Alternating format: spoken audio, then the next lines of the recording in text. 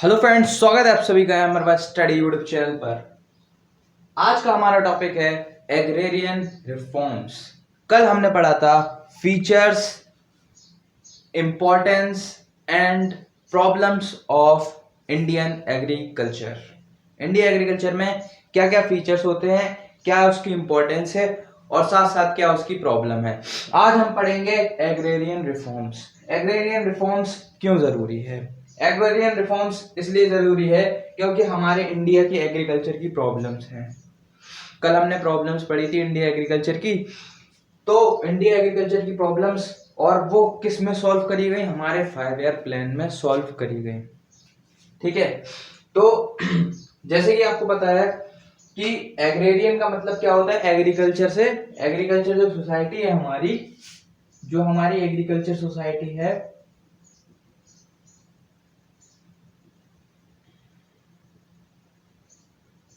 उसको क्या बोलते हैं? हम एग्रेरियन। ठीक है, अब इसमें क्या क्या रिफॉर्म्स आए जो गवर्नमेंट ने रिफॉर्म्स लाए due to 5 year plan. 5 year plan के जरिए ये लाए गए। तो सबसे पहले तो पहला रिफॉर्म कौन सा है? Technical reforms. दूसरा हो जाता है हमारा इंस्टीट्यूशनल या फिर लैंड रिफॉर्म्स, और एक तीसरा भी होता है जिसको बोलते हैं जनरल रिफॉर्म्स, वो हम इसके बाद पढ़ेंगे। तो सबसे पहले आते हैं हम टेक्निकल रिफॉर्म्स पे। तो टेक्निकल रिफॉर्म्स की जब बात हो रही है तो टेक्निकल रिफॉर्म्स से रिलेटेड है कि हमारी इंडिया में ग्रीन रेवोल्यूशन हुई थी। क्या हुई थी? Green revolution.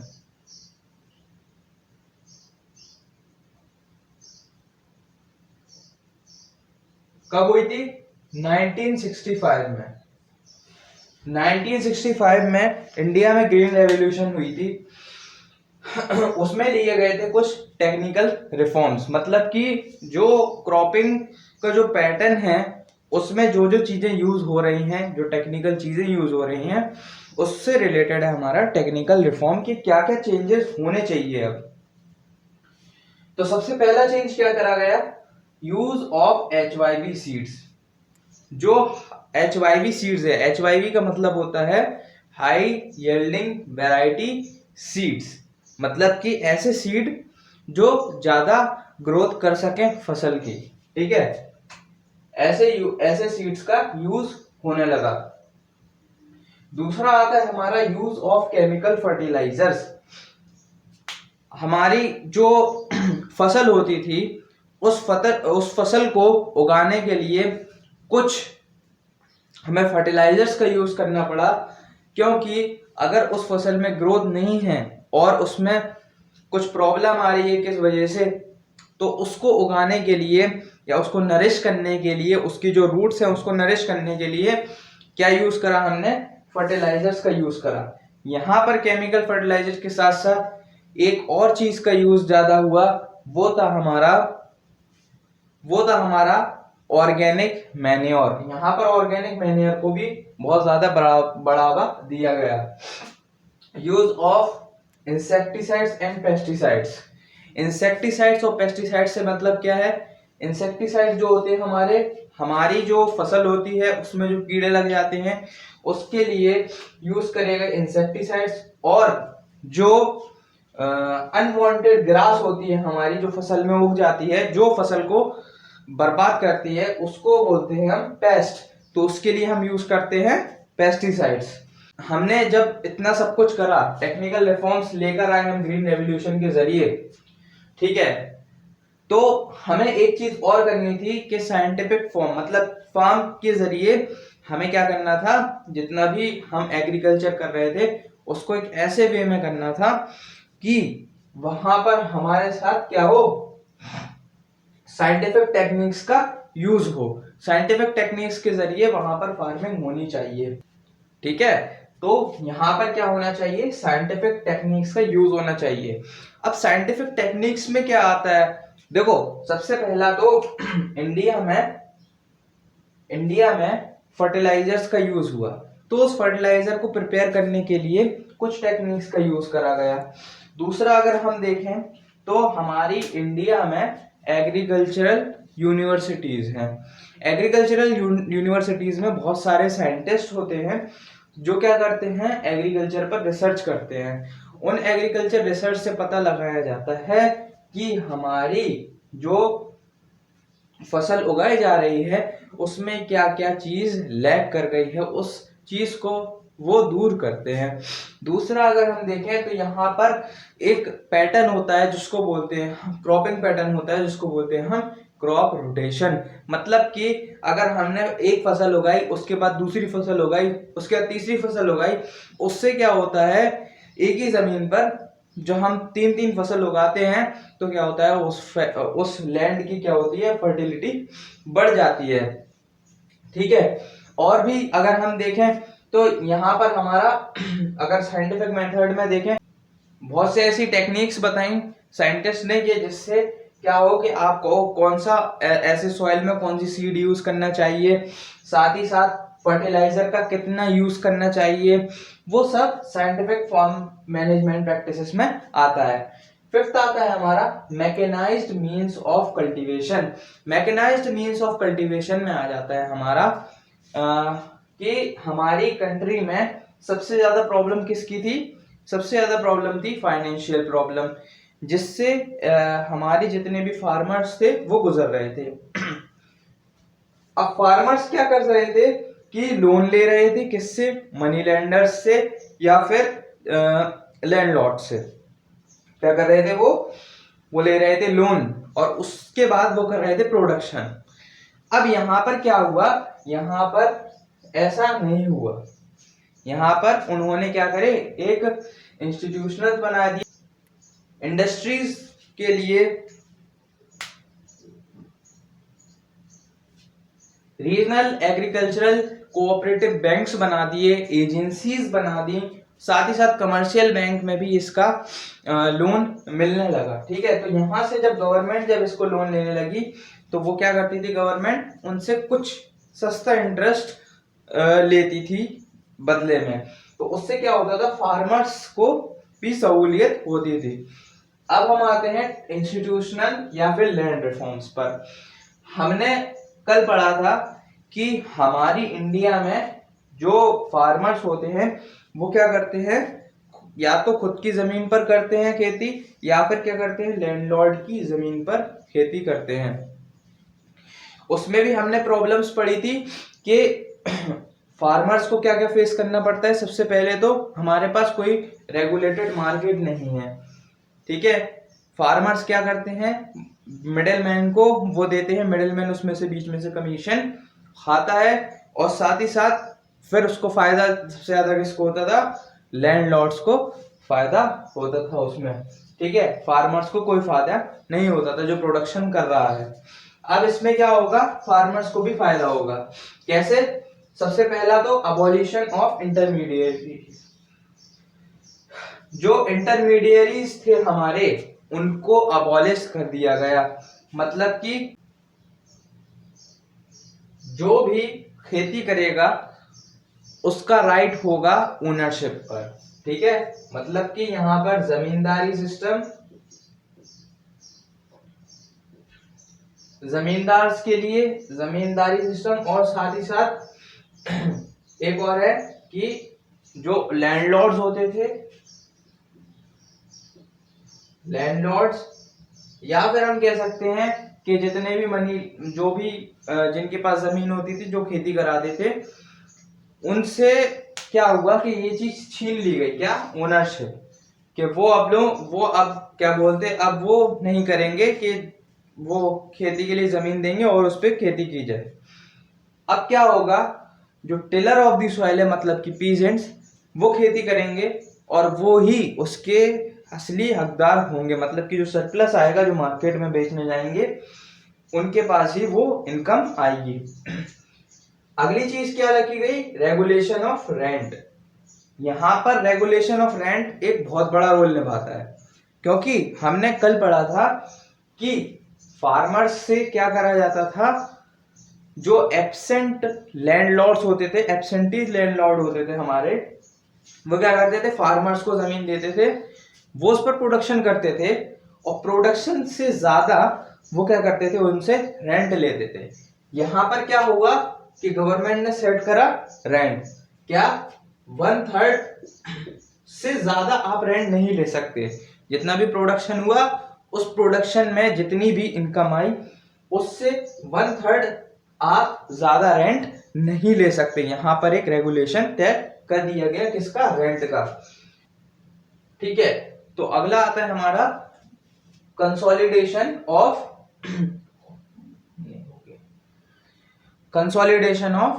होल्डिंग्स।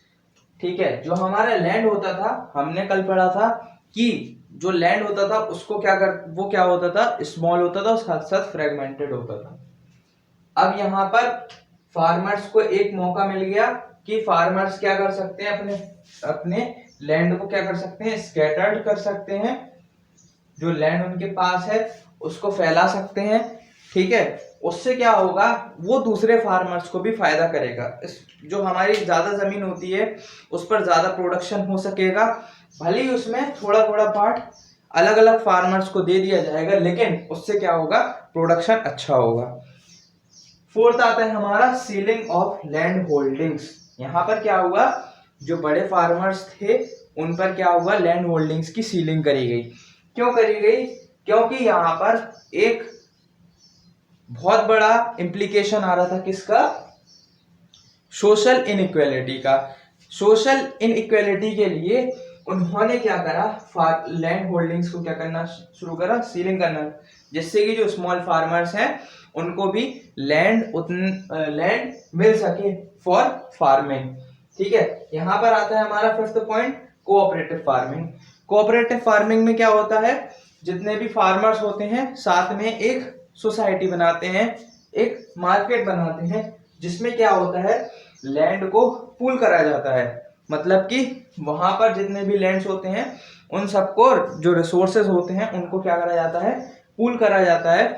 और उस पूलिंग ऑफ रिसोर्सेज में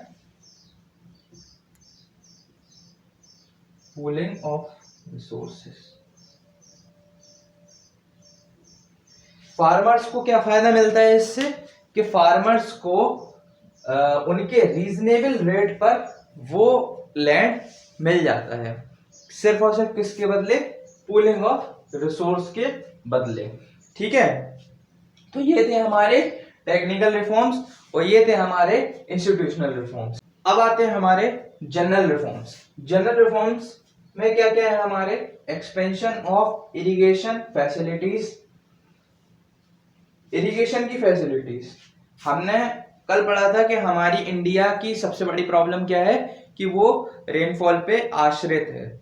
ठीक है, हमारी इंडिया का ऐसा लैंड है कि जहां पे रेनफॉल बहुत ज्यादा जरूरत है, बहुत जगह पर इरिगेशन की फैसिलिटी नहीं है। तो यहाँ पर गवर्नमेंट ने क्या करा, एक सबसे बड़ा एक रोल निभाया किसमें, इरिगेशन फैसिलिटीज में, कि इरिगेशन फैसिलिटीज को बढ़ाया गया। ठीक है, यहाँ पर क्या हो सकता है, हम कह सकते हैं कि जो इंदिरा गांधी कैनाल जो बनाया गया वो भी हो सकता है एक इरिगेशन फैसिलिटीज का। साथ ही साथ बहुत जगह पर ड्रिप इरिगेशन, ठीक है, स्प्रिंकलर इरिगेशन का यूज करा गया। ठीक है, बहुत सी जगह पर जहाँ पे रेनफॉल होती नहीं है अच्छी तरीके से, और वहां पर रेनफॉल क्रॉप्स को उगाया जाना चाहिए। जो रेनफॉल, जहां पर अच्छी रेनफॉल चाहिए उन क्रॉप्स के लिए इरिगेशन बहुत ज्यादा इंपॉर्टेंट थी। और इसके लिए गवर्नमेंट ने क्या करा, इसमें सेवरल प्रोजेक्ट्स लगाए, जिससे क्या हो सके कि इरिगेशन की फैसिलिटी आ सके। अब अगर हम देखें पहले के समय से 1951 में देखें तो 17% इरिगेशन फैसिलिटीज थी हमारे पास, लेकिन अगर हम प्रेजेंट एज में देखें 45% ऑफ इरिगेशन फैसिलिटीज हमारी कंट्री में मिलती हैं। उसमें से अगर हम देखें तो बहुत सी जगह पर जहां पर इरिगेशन फैसिलिटीज नहीं है वहां पर किसका यूज हो रहा है, ड्राई लैंड फार्मिंग का। ड्राई लैंड फार्मिंग होती है हमारी, जिसमें क्या हो सकता है कि जो क्रॉप्स को थोड़ी बहुत भी अगर वाटर की नीड है वहां पर क्या हो रहा है, साइंटिफिक मेथड के जरिए, ये भी एक साइंटिफिक मेथड हो सकता है हमारा, किसको कहते हैं हम, ड्राई लैंड फार्मिंग। ठीक है, ये हमारा डेजर्टेड एरिया में हो सकती है, जहां पर ड्रॉट प्रोन एरिया है या डेजर्टेड एरिया है वहां पर ड्राई लैंड फार्मिंग हो सकती है। ठीक है, सेकंड आता है हमारा प्रोविजन ऑफ क्रेडिट। ठीक है, ये भी हमारा उससे रिलेटेड है, लोन से, ठीक है, जो एग्रीकल्चर में लोन मिलता है उससे। तो यहाँ पर गवर्नमेंट ने क्या देना चालू करा, क्रेडिट देना चालू करा। अब इसमें क्या करा गवर्नमेंट ने कंट्रीब्यूशन, गवर्नमेंट ने क्या शुरू करा इसमें एग्रीकल्चरल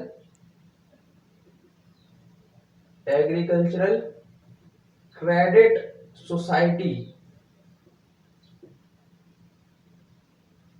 एग्रीकल्चर क्रेडिट सोसाइटीज बनाना शुरू करी, जिसमें से कुछ क्या थी हमारी कोऑपरेटिव एग्रीकल्चरल सोसाइटीज बनाई, और एग्रीकल्चरल एजेंसीज भी कह सकते हैं आप, साथ ही साथ कोऑपरेटिव मतलब छोटे छोटे एग्रीकल्चरल बैंक्स बनाए जो क्या करते थे, लोन देते थे। रूरल बैंक्स क्रिएट करे, ठीक है, रूरल बैंक्स को स्टैब्लिश किया गया, जिससे क्या होता था रूरल बैंक्स अच्छे इंटरेस्ट पे उनको लोन्स देती थी, ठीक है, उन अच्छे इंटरेस्ट पे उनको लोन देंगी, ठीक है, रूरल बैंक्स को स्टैब्लिश किया गया। फिर अगर हम आगे देखते हैं इसी में, तो हम कह सकते हैं कि गवर्नमेंट इंस्टीट्यूशन एक खड़ी करी गई जिसको बोलते हैं नाबार्ड, ठीक है, इसको हम क्या बोलते हैं, नाबार्ड। कब स्टैब्लिश हुई ये, 1982 में हमारी स्टैब्लिश हुई। नाबार्ड का मतलब क्या होता है, नाबार्ड का मतलब क्या होता है, national bank of agriculture and rural development, rural development और साथ ही साथ एग्रीकल्चर के लिए ये इंस्टीट्यूशन या हम कह सकते हैं बैंक स्टैब्लिश करी गई। कब करी गई, 1982 में। इसको आप अगर आपने पॉइंट्स में लिखेंगे तो बहुत अच्छा अफेक्ट पड़ेगा, ठीक है। अगला आता है हमारा रेगुलेटेड मार्केट्स, ठीक है, रेगुलेटेड मार्केट्स में आते हैं हम। अब क्या होता था कि जो भी एग्रीकल्चरल प्रोडक्शन होता था उसमें फार्मर्स को, मनी लेंडर्स को या फिर लैंडलॉर्ड्स को ज्यादा पे करना पड़ता था, ठीक है। अब यहां पर जब बात आती है पे ऑफ मनी की, तो अब यहां पर एग्रीकल्चर में फार्मर्स का डायरेक्ट कांटेक्ट किससे है, गवर्नमेंट से है, ठीक है। तो यहां पर अब किसको पे करना है, गवर्नमेंट को पे करना है। तो अब गवर्नमेंट उस हिसाब से क्या करेगी, जो मार्केट में उसकी जितनी भी सप्लाई है और डिमांड है मार्केट फोर्सेस के हिसाब से, वो क्या करेगी, प्राइस को तय करेगी। प्राइस को तय करने के बाद वो उस पर प्राइस लगाएगी और उसमें देखेगी कि उसमें कितना कंसेशन हो सकता है। उस पर क्या करेगी गवर्नमेंट, जितने भी फार्मर्स हैं उनको सहूलियत देगी मार्केट में कि उस मार्केट प्राइस पे वो बेच सकें जिससे उनको फायदा हो। चौथा आता है हमारा कोऑपरेटिव मार्केट्स। कोऑपरेटिव मार्केट्स में हमने बताया आपको कि क्या होता है, pooling of resources.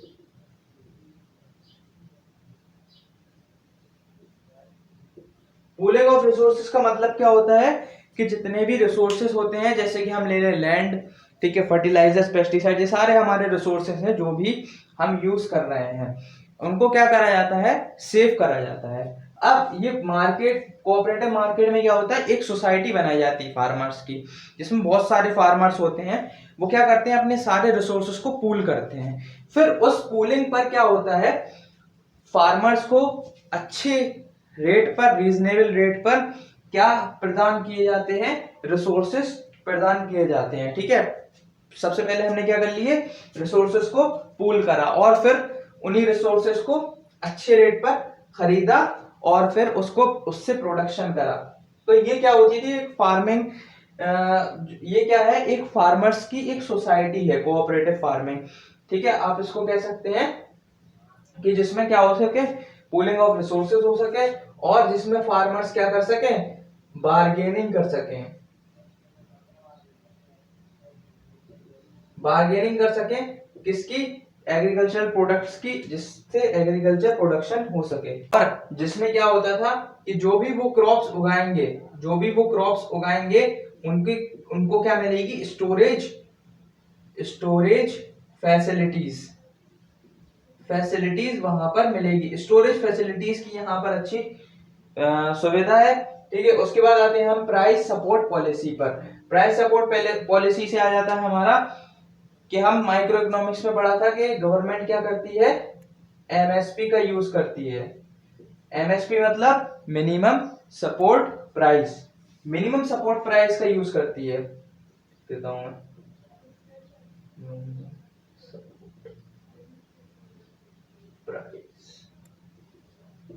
Minimum support price से क्या होता है, फार्मर्स को ही फायदा है। गवर्नमेंट क्या करेगी, प्राइस मिनिमम कर देगी और फिर गवर्नमेंट खुद एज अ कंज्यूमर उसको खरीदेगी, जिससे क्या होगा, एक फार्मर्स को एक मोटिवेशन आएगी कि उनको भी प्रोडक्शन करना चाहिए। ठीक है, तो ये थे हमारे जनरल रिफॉर्म्स। अब हम पढ़ते हैं कि एग्रेरियन रिफॉर्म्स में जो हमारे जो ग्रीन रेवोल्यूशन वाला पार्ट था, मतलब कि टेक्निकल रिफॉर्म्स थे हमारे, उससे हमें क्या क्या अचीवमेंट्स मिले और उससे हमें क्या क्या लिमिटेशंस मिले या फिर क्या क्या उससे प्रॉब्लम्स आई। अब हम पढ़ेंगे टेक्निकल रिफॉर्म्स जो हमारे आए थे एग्रेरियन रिफॉर्म्स में, उसके हम पढ़ेंगे फीचर्स, अचीवमेंट्स या फिर हम कह सकते हैं बेनिफिट्स। ठीक है, तो टेक्निकल रिफॉर्म्स मेनली किस पे बेस्ड था, हमारा ग्रीन रेवोल्यूशन। अब जो ग्रीन रेवोल्यूशन पे बेस्ड था तो हम ग्रीन रेवोल्यूशन ही पढ़ लेते हैं ना, उसके बेनिफिट्स पढ़ लेते हैं या उसके अचीवमेंट्स पढ़ लेते हैं। ठीक है, तो ग्रीन रेवोल्यूशन का मतलब क्या होता है, सबसे पहले तो हम ग्रीन रेवोल्यूशन का मतलब समझते हैं। ठीक है, ग्रीन का मतलब क्या हो गया, ग्रीन किस से रिलेटेड है, ग्रीन हमारा यहाँ पे रिलेटेड है, ग्रीन रिलेटेड हमारा क्रॉप से। ठीक है, और रेवोल्यूशन का मतलब क्या होता है, रेवोल्यूशन होता है। ठीक है, रेवोल्यूशन का मतलब एक तेजी आई, एक स्पाउट आया। ठीक है, तो ग्रीन रेवोल्यूशन यहाँ पे आया, क्यों आया ग्रीन रेवोल्यूशन का, मेन मोटिव क्या था, मेन मोटिव था ग्रीन रेवोल्यूशन का कि हमारी जो प्रोडक्टिविटी यहाँ पे हो रही है उसको बढ़ाना, उसकी जो प्रोडक्टिविटी हो रही है, हमारी आउटपुट जो आ रहा है हमारा, उस आउटपुट को बढ़ाना, लेवल ऑफ आउटपुट को बढ़ाने के लिए ग्रीन रेवोल्यूशन का यूज करा गया। यहाँ पर सबसे अच्छी अगर हम देखें तो किसका यूज करा जाता था, HYV सीड्स का यूज करा जाता था, इंसेक्टिसाइड्स पेस्टिसाइड्स का यूज करा जाता था, फर्टिलाइजर्स का यूज करा जाता था, साथ ही साथ साइंटिफिक मेथड्स का यूज करा जाता था। और अगर हम देखें तो कोऑपरेटिव फार्मिंग भी यहीं से जनरेट हुई है हमारी। इसके बाद अगर हम देखें तो इसका जो ग्रीन रेवोल्यूशन कब आया हमारा, वो आया 1965 में आया। ठीक है, 1960 से लेके 70s तक क्या हुआ ग्रीन रेवोल्यूशन में, हमने सबसे गवर्नमेंट ने सबसे ज्यादा जोर किस पे दिया, व्हीट और राइस पे दिया। हमें पता है हमारी कंट्री में सबसे ज्यादा किसका प्रोडक्शन होता है, राइस का होता है। ठीक है, और उसके बाद अगर हम सेकंड स्टेज पे देखें तो सबसे ज्यादा व्हीट का प्रोडक्शन होता है। अच्छा, स्टेट्स थे जो हमारे, कौन कौन से स्टेट्स में वो ज्यादा ध्यान दिया गया, सबसे पहले हमारा आता है पंजाब, आंध्र प्रदेश और तमिलनाडु। ठीक है, इन 3 स्टेट्स में सबसे ज्यादा ध्यान दिया गया किस पर, प्रोडक्शन पर। उसके बाद एक वेव आई 1970 से 80s में, क्या हुआ कि अलग अलग जो कंट्री के पार्ट थे उनमें जो अलग अलग क्रॉप्स थे, जैसे कि जो मेज हो गया हमारा, ठीक है, और भी जो अनेकों क्रॉप थे हमारे, उनमें इसको यूज करा गया। ठीक है, सबसे पहले किस पे यूज करा गया, व्हीट और राइस पर। ठीक है, आपको ये पॉइंट्स भी यहाँ पर मेंशन करने होंगे। ठीक है, यहाँ ये एक तरीके के बेनिफिट्स हो सकते हैं हमारे। ठीक है, तो सबसे पहला बेनिफिट आता है हमारा क्या, a sprout in crop productivity. Sprout का मतलब एक रेवोल्यूशन आई। ठीक है, किसमें, क्रॉप प्रोडक्टिविटी में, किसके जरिए, ग्रीन रेवोल्यूशन के जरिए। ठीक है, पहले क्या हो रहा था, अगर हम देखें 1950 से 51 का जो टाइम है उसमें व्हीट का प्रोडक्शन कितना हो रहा था, 663 केजी पर हेक्टर हो रहा था हमारा। उसके बाद अगर हम देखें 2014-15 जब ग्रीन रेवोल्यूशन अच्छी तरीके से हमारी स्टेब्लिश हो गई, उसमें अगर देखते हैं हम 2872 केजी पर हेक्टर हमारा प्रोडक्टिविटी हो रही थी। राइस में अगर हम देखें तो राइस की प्रोडक्टिविटी अगर 1951 में अगर हम देखें तो वो प्रोडक्टिविटी कितनी हो रही थी हमारी, 668 केजी पर हेक्टर। वही अगर हम 2014-15 की बात करते हैं तो वो कितनी हो गई हमारी, 2390 केजी पर हेक्टर। देख सकते हैं आप कितना ज्यादा चेंज आया। ठीक है, कहाँ 600 और कहाँ 2000, ठीक है, कितना ज्यादा चेंज आया। अब ये हमें क्या शो करता है, एग्रीकल्चर प्रोडक्टिविटी को इंक्रीज कर रहा है, ठीक है, ग्रीन रेवोल्यूशन क्या कर रहा है, एग्रीकल्चर प्रोडक्टिविटी को इंक्रीज कर रहा है। दूसरा अगर हम देखें हमारा पॉइंट आता है substantial rise in acreage. Acreage का मतलब क्या होता है हमारा, एरिया अंडर कल्टीवेशन। तो हम हमारा जो हेडिंग होगी वो क्या होगी, substantial rise in acreage, area under cultivation. जो हमारा जो एरिया था कल्टीवेशन में, फार्मर्स क्या कर रहे थे, स्मॉल लैंड होल्डिंग्स का यूज कर रहे थे। अब जब प्रोडक्टिविटी ज्यादा बढ़ी तो फार्मर्स को एक अंदर से क्या आया, एक मोटिवेशन मिली कि अब हमें और ज्यादा फार्मिंग करनी चाहिए, क्योंकि अब ग्रीन रेवोल्यूशन के जरिए जो गवर्नमेंट है वो हमारी मदद कर रही है। तो इससे क्या होगा कि जो हमारा एरिया था कल्टीवेशन में वो यूज में आया। अगर हम देखें 1950 से 51 का जो टाइम है हमारा, वहां पर हमारी जो प्रोडक्शन होता था वो कितना होता था, 13 करोड़ हेक्टर पे प्रोडक्शन होता था। वहीं ग्रीन रेवोल्यूशन के जरिए हमारा प्रोडक्शन कितना होने लगा, 19 करोड़ हेक्टर। देख सकते हैं आप कितना ज्यादा चेंज आया। उसके बाद थर्ड पॉइंट आता है हमारा shift from subsistence farming to commercial farming. अब फार्मर्स क्या कर रहे थे, सब्सिस्टेंस फार्मिंग से कहां पे आ गए, कमर्शियल फार्मिंग पर आ गए, ठीक है। अब जो सब्सिस्टेंस फार्मिंग से कमर्शियल फार्मिंग पे आ गए तो क्या होने लगा, हमारे जो मार्केट थी, मार्केट की जो नीड थी वो क्या थी, कमर्शियल, मेनली कमर्शियल क्रॉप्स थे, ठीक है। फूड क्रॉप्स तो हमारे यूज किसके लिए हो रहे थे, सिर्फ और सिर्फ बेसिक नीड्स के लिए यूज हो रहे थे। लेकिन जो हमारे कमर्शियल क्रॉप्स हैं जैसे कि कॉटन हो गया, जूट हो गया, वो हमारे किस में जा रहे थे, टेक्सटाइल इंडस्ट्री में जा रहे थे। अब गवर्नमेंट की ये नीड थी कि हमें सेकेंडरी सेक्टर और टर्शियरी सेक्टर को बढ़ावा देना है। तो अब इंडस्ट्रीज को बढ़ावा देने के लिए उसने क्या करा, ग्रीन रेवोल्यूशन के जरिए जो हमारी जो कमर्शियल क्रॉप्स है, कमर्शियल फार्मिंग को भी यहाँ पर इंक्रीज करा। फोर्थ आता है हमारा सेल्फ सफिशिएंसी इन फूड ग्रेन। सेल्फ सफिशिएंसी इन फूड ग्रेन का मतलब हमारी कंट्री में किसकी कमी थी, सबसे पहले कि हमारी कंट्री से, यूएसए से इंडिया में क्या आता था, फूड ग्रेन आता था। अब गवर्नमेंट ने क्या करा, गवर्नमेंट ने ग्रीन रेवोल्यूशन के जरिए सेल्फ सफिशिएंसी कर दी, किसमें, फूड ग्रेन में। अब इंडिया को दूसरी कंट्रीज की जरूरत नहीं है। अब इंडिया क्या करती है, दूसरी कंट्रीज में एक्सपोर्ट करती है, क्या, फूड ग्रेन को, जबकि पहले क्या होता था, इंडिया में खुद आता था। फिफ्थ पॉइंट देखते हैं हम, increase in market surplus. Market surplus में क्या हुआ, इंक्रीज हुआ। पहले क्या होता था कि अगर हमने 100 केजी गेहूं उगाया और उसमें से अगर हम क्या कर रहे हैं, 30 केजी का खुद की पूर्ति कर रहे हैं, कंजप्शन कर रहे हैं, इसमें क्या करता था फार्मर्स, हमने पिछली वीडियोस में पढ़ा था। सब्सिस्टेंस फार्मिंग में क्या होता है कि फार्मर ज्यादा यूज करता है खुद के लिए और उसमें से जो बचता है, जो सरप्लस, वो मार्केट में बेच के आ जाता है। तो उससे क्या होता था, उससे प्रोडक्टिविटी से कम हमें रेवेन्यू जनरेट हो पाता था। अगर हम देखें 100 किलो गेहूं हमारे पास हो रहा है, ठीक है, फार्मर्स को जरूरत कितनी है, फार्मर्स को अगर चाहिए 30 केजी गेहूं, ठीक है, 30 केजी गेहूं चाहिए, फॉर एग्जाम्पल ले लेते हैं, ठीक है, 30 केजी गेहूं चाहिए और बचा कितना हमारा, बचा हमारा 70 केजी। तो 70 केजी ये क्या करेगा, मार्केट में जाके बेच आएगा, उससे क्या होगा, मार्केट सरप्लस होगा। अब हमारी जो ग्रीन रेवोल्यूशन आई, ग्रीन रेवोल्यूशन से हमारा प्रोडक्शन बढ़ा, प्रोडक्शन जब बढ़ा तो ये 100 केजी हमारा कितना पहुंच गया, फॉर एग्जाम्पल ले लो कि 400 केजी पहुंच गया, ठीक है, 400 केजी हमारी प्रोडक्टिविटी पहुंच गई। 400 केजी प्रोडक्टिविटी जब पहुंची तो हमें जरूरत कितनी है, हमें तो जरूरत 30 केजी की है, 30 केजी की यहाँ पे जरूरत है। लेकिन जो बचा हमारा, जो 400 में से जब हम 30 केजी हमने खुद के लिए यूज करा, लेकिन सॉरी, लेकिन जो बचा हमारा वो कितना बचा हमारा, 370 केजी।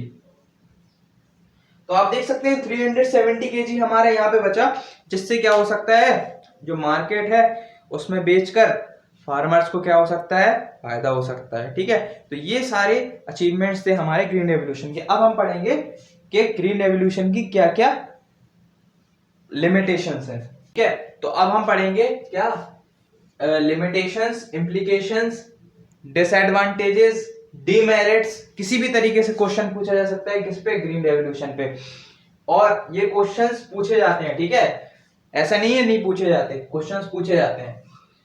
पहला है हमारा, crop production is low in compare to developed nation. जो डेवलप्ड नेशन है, डेवलप्ड नेशन कौन से, यूएसए, जापान, ये सारे डेवलप्ड नेशन है, यूके हो गया हमारा। ठीक है, तो ये यहाँ पर क्या होता है, क्रॉप प्रोडक्शन हमारी कंट्री से ज्यादा होता है।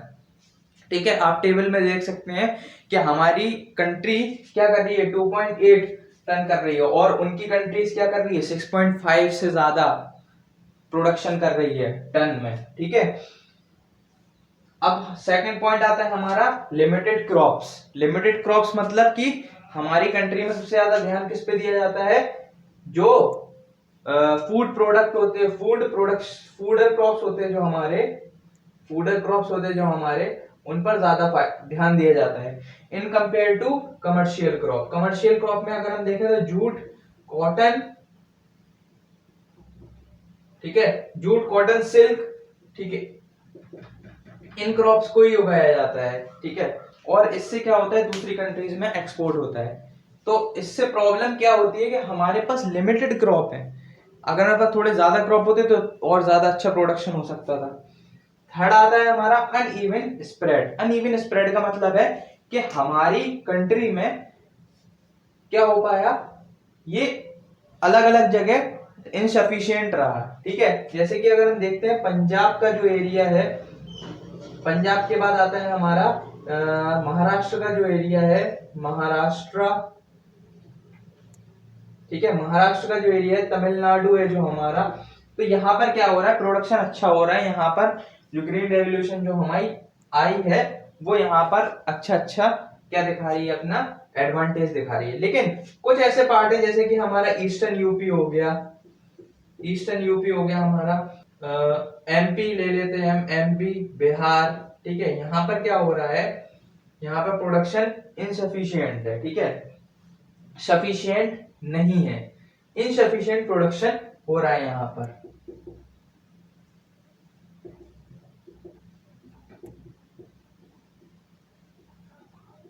अब भाई इनसफिशियंट प्रोडक्शन होगा तो यहाँ पर मार्केट सरप्लस भी कम होगा और उससे हमारी इकोनॉमी को भी अफेक्ट होगा, इसलिए ये हमारे डिसएडवांटेज हो जाता है। फोर्थ पॉइंट अगर हम लिमिटेड फार्मिंग पॉपुलेशन, ठीक है, लिमिटेड फार्मिंग पॉपुलेशन से मतलब क्या है कि हमारी जो इंडिया की जो पॉपुलेशन है, तो वो सबसे पहले तो हमने देखा था कि 50% पॉपुलेशन किस में इंगेज थी पहले, अगर हम देखें पहले की बात कर रहे हैं, on the eve of independence किस में इंगेज थी, एग्रीकल्चर में थी, प्राइमरी एक्टिविटीज में 50% एग्रीकल्चर में इंगेज थी। अब जब एग्रीकल्चर में इंगेज थी तो डेवलपमेंट हुआ कंट्री का, ऑब्वियस सी बात है, इंडस्ट्रीज सेटअप हुई, तो अब क्या हुआ कि एग्रीकल्चर लोग कम करने यूज कर दिया। तो इसमें क्या होता था कि हमारे जो रिच फार्मर्स थे,